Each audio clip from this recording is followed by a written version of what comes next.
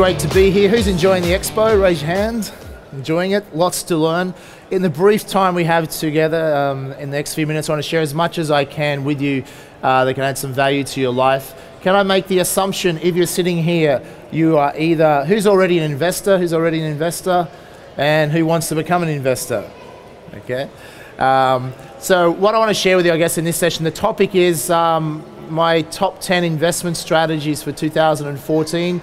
Over the years, I've been an educator now for 15 years, educated over 500,000 people from over 17 different countries. So what I do at the beginning of each year, I release to my followers what I think is, in my opinion, the top 10 investments to be looking at, things that I'm predominantly doing, all come across people who have been doing very well from, that I think, the average person, the average Australian could take advantage of to improve their financial situation. So we're going to run through those today. By the way, this is just simply my opinion. It's not necessarily the order that you would do them in or whether you do them at all. But market conditions change, so every year these tend to change at least slightly as market conditions change in Australia or globally, because you never know what's going to happen. Now some people talk, let's look at the first one as an example. The first one that I have at the top of my list, and I've had this in the top 3 or 4 of my top investment strategies that I've used to become a millionaire many years ago, is Australian property. Who's already a property investor in the room? Most of us, or many of us at least, live in a property, I guess. Australian property has been very popular for a long period of time. I was taught by my first millionaire mentor 20 years ago. He said, Jamie, if you want to become a millionaire, if you want to do well financially, you simply need to buy Australian property and sit on it, buy and hold, and pretty much every 10 years it's likely to double in value. Make sense? He said that won't always work like clockwork. Sometimes they'll double in 6 or 7 years. Sometimes they'll take a little bit longer than 10 years.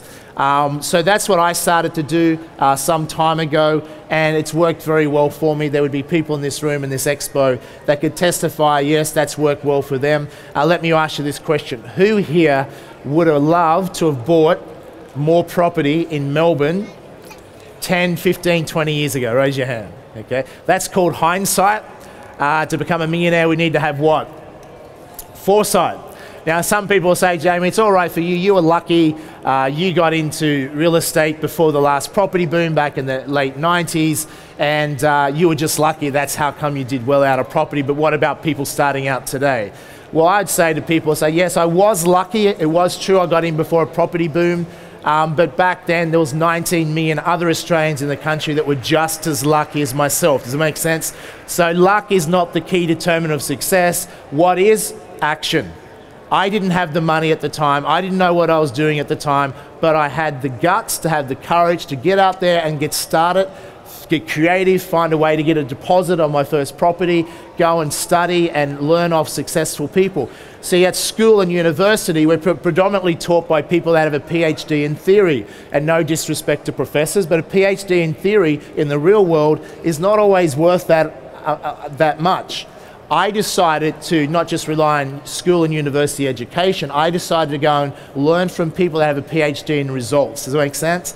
If I wanted to be successful in property and knew nothing about it, it would make common sense. The shortcut to success is go and find some property millionaires, learn off them, and then I can compress decades of knowledge. Like my first millionaire mentor was, took 30, 40 years to create his wealth. I could learn that and compress that down into a few short years. And that's how I was able to become in my 20s a self-made millionaire, not because I was any smarter than anyone else, but simply because I was learning off those who had a PhD in results. Does it make sense?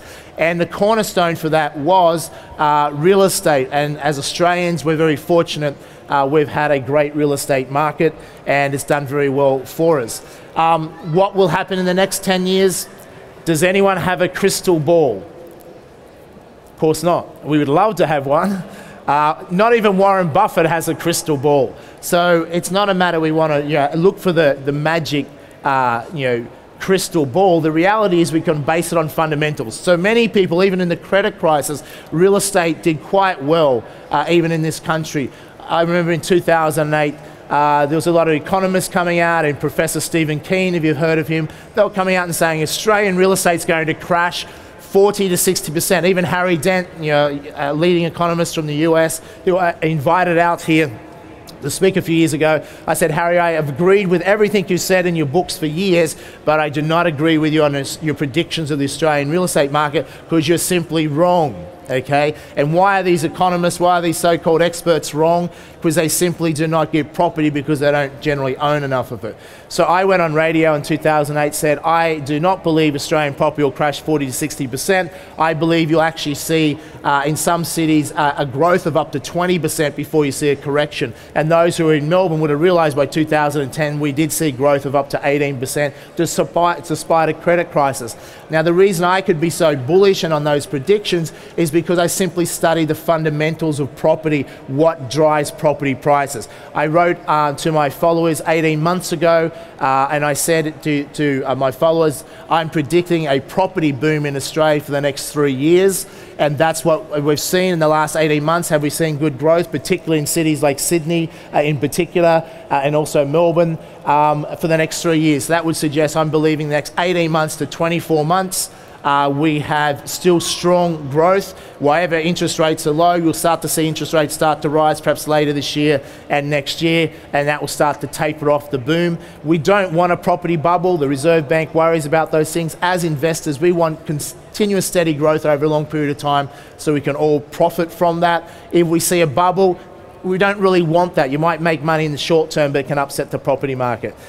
So unlike other markets like the UK and US that crashed after the credit crisis, Australia was pretty fortunate. You had a flat period, a little bit of going backwards in some suburbs, but then it's moved on and largely recovered. So I'm still confident if you were to buy property today, I've taught a formula to many followers, simply buy 2 investment properties, in 10 years time you'll be a millionaire. Does it make sense? If you work it out, 2 investment properties will double in the next 10 years. You'll pretty much be on the path to having a net worth of $1 million outside of your home. Some people say, what if it takes longer than 10 years to double? Well, let's say it took 15 years to double. Is a 15-year plan better than the pension plan, yes or no? Is a 15-year plan better than no plan whatsoever? That's the way I look at it. Number 2, I would put in the top 10. Number 2 is US property. This is certainly not for everyone, but for me, I also told my followers 3 to 4 years ago, guys, I'm going into the US property market. I believe it's close enough to the bottom, and I'm very bullish that the US property market will recover. In fact, I said even if it doesn't recover, the rental returns of 15, 20, 30% rental returns are enough to pay back my $50 or $60 or $70,000 house that I can buy over there. So even if it never recovers for 10 years, I'm happy to buy US property because I can make the money back from the rental returns if it's done smartly. Not for everyone, you have to do it smartly, but I've been very aggressive in buying, I've bought hundreds of properties now, and I have the team, my team, I'm fortunate enough to have people go over there and buy them for me. Lou spoke this morning on US property, and there's a booth over there if you want to learn from these guys that they're actively going out buying me property, and they do it for our members as well. They'll go and source you property. You've got to be in the right cities, got to do it right. But what we've seen in the US is that cities such as Phoenix that we first got into 3 or 4 years ago, we've seen some pretty rampant recovery in prices. We don't even touch those cities anymore because the prices have gone beyond getting the bargains. We've moved to other cities. So US property, $50,000, $60,000, $70,000 type investment. I'm excited for it for a lot of people because some people can't afford $500,000 for an Australian property, but they want to get started in property. It is one way to consider, and that's why I've got it in certainly high up in the top 10. Great cash flow strategy as well. Number 3, Subdivision. You just learnt about Subdivision if you were listening to the previous speaker with Matthew. This is something I've added. This is new for 2014, wasn't in the top 10 in the past. I call it the immigrant strategy. And what I mean, did you know that if you migrate to Australia, you are 4 times more likely to become a self-made millionaire than if you're born here? Do you realize that? Raise your hand if that's good news for some of you, okay? The rest of you, unfortunately, blame your parents. It's their fault you were born here. But it's a fascinating statistic, and I won't go into why that is, but I can give you a clue. immigrants that move here tend to invest their money into real estate. They work really hard and they tend to put it into real estate, where the average Aussie doesn't so much. So real estate has created a lot of wealth for people. So I call this the immigrant strategy. It's pretty simple. Basically, you're buying a house with a bigger block in certain areas. You divide your back block and build a townhouse, and then you rent that townhouse out and you've got extra income, or you sell the townhouse on the back block. Who knows if people have done this before? It's not that necessarily that sophisticated. I know people that aren't that sophisticated that made a couple of $100,000 doing this. They got the idea from someone. Of course, a little bit of education with someone that knows how to do it would help. And there's some guys here today, that can help you with that.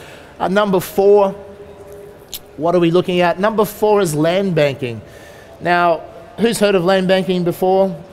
A lot of people. It's probably more of a sophisticated strategy. The BRW, and did some articles a few years ago on this. It's a strategy used by very wealthy Australians and very large property companies. So basically, what they do, cities like Melbourne, Bendigo, or any capital city and fast-growing regional city. Remember, a lot of the suburbs, outer suburbs of Melbourne, were once what? What were they years ago? Farmland. Does it make sense? They were once farmland. So let's say you bought a farm on the outskirts of a city that was $1 million. As that gets rezoned by a council and they rezone that farmland to residential zoning, a stroke of a pen by a council can turn $1 million worth of land into 10, 20, 30, $50 million. Does it make sense? Stroke of a pen. Who would like to get that pen that the councils have, by the way? That would be a very valuable pen. But that's literally how value is added, because many of you in this room have went and bought a house and land or a block of land to build a house on, and you've paid hundreds of thousands of dollars just for a little piece of land that once was part of a farm that could have been bought for a tiny fraction of that. Does that make sense? You go, well, that's great, Jamie. Land banking, that's how rich people make their money. How do I do that? Now, the challenge in the past with land banking has been generally the banks will only loan you 60, 70%. And 2, there's no income. If you're going to say, Jamie, you expect me to go and buy land on the outskirts of Melbourne or other cities and sit on it for 10 or 20 years, paying interest with no income? You've got to be kidding. The average person, I'll get eaten alive. I can't afford to do that. And that's what's prohibited many people from getting into land banking. But like many strategies, if you are able to get educated or find people that can go out and find property developers that are willing to do things a little bit differently, we can take a strategy for the wealthy and make it more available to everyday people. So what we've been able to do, and it's something that I've been doing for many years now, I've been very bullish on it, is we go and negotiate with certain developers and say, guys, why don't you let us do something? So instead of buying the land, there's another, jot this down very quickly. The other option you have, excuse the pun, is you can option land. Just like you hear the traders here, you can take options in the stock market. You can do the same thing with land and property. Does that make sense? Property options. So what you can do, instead of having to go and put down a deposit, go to a bank, borrow to buy the land, and then sit there for 10 years for it to double in value, you can simply pay for an option fee. Jot this down. Control is far more important than ownership. A lot of people think you have to own everything. Control is more important than ownership. By controlling land that you don't have to pay for say 7 or 10 years, means you get the capital growth as the property prices go up before you have to pay for it. Who likes the idea of that, by the way? This is why I put it in the top 4, a phenomenal strategy if done correctly. Now, you can say, well, Jamie, that's great. So should I walk around or should I go and talk to some of the big developers in Melbourne and say, I heard that Jamie McIntyre talking about land banking. I want you to give me an option over your land because I want to make the growth, the increase on prices over the next 10 years. And that, what are they going to say to you? They'll probably say, you're kidding, that's what we're doing, we're not going to let you. That's why they sit on the land 10, 20, 30 years. That's how they're making most of their money. They're not going to let you share in that pie. They're going to wait till they develop it and make you pay retail for it to put a house on it. Does that make sense? But there is some developers that are open-minded enough that can see and go, hang on, we say to them, look, you're going to be building this big development in 5, 7, 10 years. Why don't you basically take a haircut on a small percentage of that land where we can guarantee X amount of buyers, and where you won't make money necessarily on that small amount of land, but it means you have enough buyers, enough funding where you can make the money on the rest of the development. Does that make sense? So some developers are open-minded, creative, that will allow options to be taken over some of their land to do that. Not easy to do on your own, but it's a phenomenal strategy if you can get access to it. Basically, it works like this very quickly. Before I wrap up, I'm going to bring another speaker up for you quickly that will elaborate on this a little bit more. But let's say a block of land was $150,000 today. In 10 years, what's that likely to be worth? $300,000. The reality is land actually increases faster than houses. Houses depreciate, land appreciates. So land actually grows faster. So that probably would happen in 7 years. Let's say 7 to 10 years. The key would be if you could control this block of land today without having to buy it, but you pay an option fee to control it, and you don't have to pay for it for 7 to 10 years. In 7 to 10 years, you now have to pay for the land. Do you pay this price in 7 to 10 years, or do you pay this price? You only pay this price. Does it make sense? You're basically lay-buying land, effectively. You're saying, yeah, great, I'll lock in the contract now and pay for it in 7 or 10 years, as an example. But then that capital growth belongs to you, okay? You don't have to pay interest. You haven't had to go to the bank and borrow a cent. You just had to come up with an option fee to control the land. That's why I love it. That's why I do it. And that's why we've helped a lot of people in certain areas be able to take advantage of it. Who's following what I'm saying here? Who likes the idea of that? Something new for you? So that's land banking. That's why it's in the top 4 strategies. Let me go through the others very quickly. How much time do I have, team? I've got 5 minutes.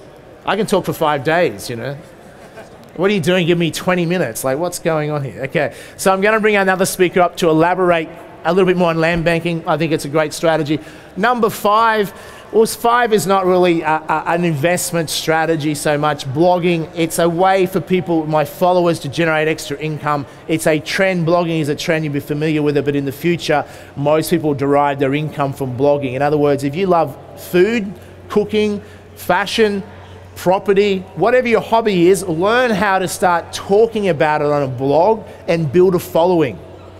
Some of the blogs that started off now, Huffington Post was a blog, Drudge Report was a blog, Mamma Mia was a blog. All these were little blogs now taken off, and now they earn, some bloggers earn tens of thousands of dollars a year, some are hundreds of thousands of dollars a year, some literally millions of dollars a year by being bloggers. So you probably didn't expect to be taught about blogging here today, but that's something that we have followers that are doing quite well from. Number 6 is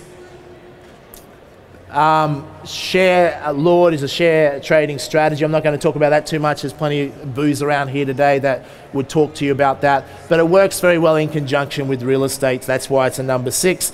Number 7, internet domain trading. If you're into the internet, basically it's real estate online, buying real estate online effectively. Domain, website addresses, you can buy them and trade them. In other words, buy them cheaply, go up in value, resell them. It's a niche skill. It doesn't require a lot of capital, but some people like to do that and have done very well from it. Number 8, Bitcoin trading. Who's heard of Bitcoin? A few people heard of Bitcoin. Who would like to hear about Bitcoin? I don't have time to cover that today. We've had one of the guest speakers from the United States who spoke earlier today here at Bitcoin. We've had a Bitcoin conference, the first global Bitcoin conference in Australia, held here this weekend as well. I've been very bullish on Bitcoin. I'm one of the leading investors in Bitcoin in Australia and Bitcoin startup companies because I see massive potential. And it's not just investing in Bitcoin itself. I told my followers, I've made many predictions over the years to my followers. I told them to buy gold when it was $200 an ounce. It went to nearly $2,000 an ounce. I told people, of course, to buy US property 3 or 4 years ago. I've told people to buy Australian property for many years. And I've also told people that when Bitcoin hit $120 to start buying Bitcoin, and within a space of 4 weeks, Bitcoin went to $1,200. We're past the price of gold. 10,000 invested into Bitcoin a little over a year ago was went to $1 million in value. It's been a phenomenal investment for those who got in the early stages. Now I'm shifting my focus to investing in Bitcoin companies. That's a different area, a kettle of fish for some people, but something to keep an eye on. Trust me this, my prediction is this: Bitcoin will change the world more than any other technology the world has seen to date. It will disrupt the banking system. The banks hate Bitcoin. They hate what we're doing, because why should you wait for 3 days for a check to clear? Why should banks make a fee on everything that you have to transfer? Why do we even need banks? Bitcoin is the new monetary system that can provide an alternative, healthy competition to banks. That's why I believe in it. It can change the world to make it a better place. 9 and 10, just quickly. Network marketing is not for everyone, but we have some people that do quite well from that with the internet these days, online. And number 10, Forex, which you'll heard some of the speakers this weekend with Forex. So there's my top 10 for 2014. I hope that's of some value for you.